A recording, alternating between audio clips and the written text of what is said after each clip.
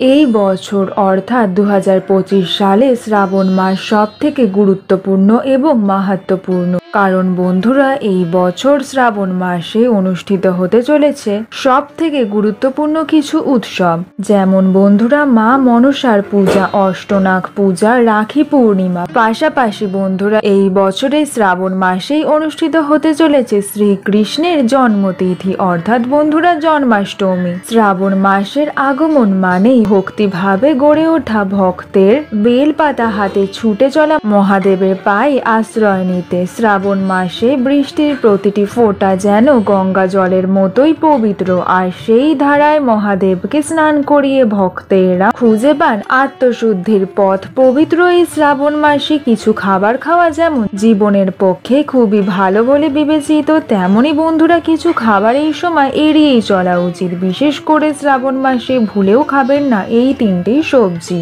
নানান রকম রোগ ব্যাধি, সংসারে দুর্ভাগ্য, আর্থিক কষ্ট আসবে। নমস্কার প্রিয় দর্শক বন্ধুরা, কৃষ্ণার্জুন চ্যানেলের পক্ষ থেকে আপনাদের সকলকে জানাই আন্তরিক স্বাগত। আসুন বন্ধুরা জেনে নেওয়া যাক শ্রাবণ মাসে কোন তিনটি সবজি এড়িয়েই চলা উচিত। পাশাপাশি বন্ধুরা শ্রাবণ মাসে শক্তিশালী তিনটি টোটকা যেগুলি আপনার সংসারের আয় উন্নতি বৃদ্ধি করবে। শ্রাবণ মাসের পূর্ণিমা পড়ে শ্রবণা নক্ষত্রে, তাই বন্ধুরা এই মাসের নাম শ্রাবণ। আষাঢ় মাসের মতন এটিও বর্ষাকালীন মাস। এটি মূলত বৃষ্টি, উর্বরতা এবং নবজাগরণের প্রতীক। এই সময় নদী, নালা, পুকুর বৃষ্টির জলে পূর্ণ হয়ে ওঠে। সনাতন হিন্দু ধর্মে শ্রাবণ মাসে অনেক গুরুত্বপূর্ণ উৎসব পালিত হয়। এই মাসের প্রতি সোমবার শ্রাবণ সোমব্রত বা 16 সোমবার ব্রত পালন করা হয়।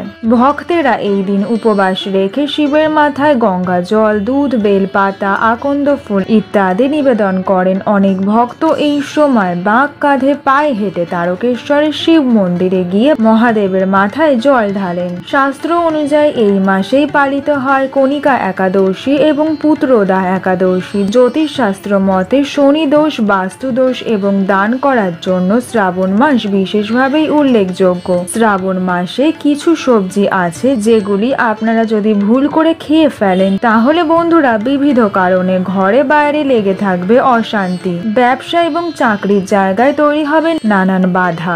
আপনি শ্রাবণ মাসে কোনো ব্রত পালন করুন অথবা নাই করুন, শাস্ত্র অনুযায়ী নিষিদ্ধ খাবারগুলি এড়িয়ে চলুন, তাহলে আপনার বাড়ি থেকে দূর হবে বাস্তুদোষ। সারা বছর বাবা মহাদেব এবং মা লক্ষ্মীর কৃপা থাকবে।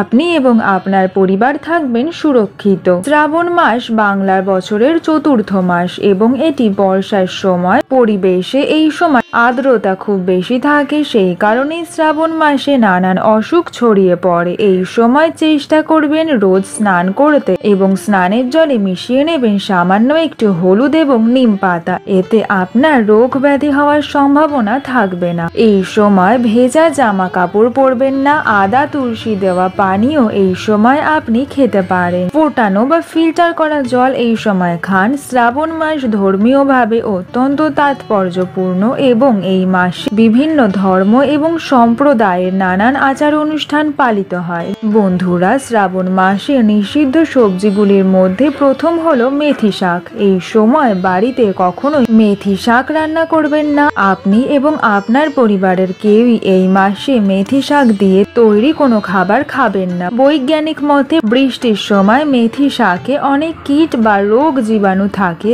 যা মানুষের শরীরে নানান ব্যাধি সৃষ্টি করে। অন্যদিকে শাস্ত্র মতে শ্রাবণ মাসে মেথি শাক খেলে বাড়িতে রোগ ব্যাধি লেগেই থাকবে। শ্রাবণ মাসে যেহেতু আমাদের হজম শক্তি কিছুটা কম থাকে, তাই বন্ধুরা এই সময় ভাজা খাবার এড়িয়ে চলুন। শ্রাবণ মাসে নিষিদ্ধ দ্বিতীয় সবজিটি হলো লাউ পাতা। বৈজ্ঞানিক মতে শ্রাবণ মাসে লাউ পাতা খেলে পেটের সমস্যা দেখা দেয়, তাই বন্ধুরা চেষ্টা করুন এই মাসে লাউ পাতা বাজার থেকে কিনে বাড়িতেই না আনতে। শ্রাবণ মাসে তৃতীয় নিষিদ্ধ সবজিটি হলো কাঁচা কলা। এই সময় কাঁচা কলার তৈরি কোনো তরকারি না খাওয়ার চেষ্টা করুন এতে আপনার হজম শক্তি হ্রাস পাবে। এইবার আসুন বন্ধুরা জেনে নেওয়া যাক শ্রাবণ মাসের শক্তিশালী টোটকা। আয় উন্নতি বৃদ্ধির জন্য এটি ফলদায়ী। প্রথম উপায়টি হলো শ্রাবণ মাসে প্রতি সোমবার ব্রহ্ম মুহূর্তে ওঠার চেষ্টা করবেন। তারপর 15 মিনিট পর্যন্ত শিবের মন্ত্র জপ করবেন। এরপর স্নান সেরে একটি বেল গাছ লাগান।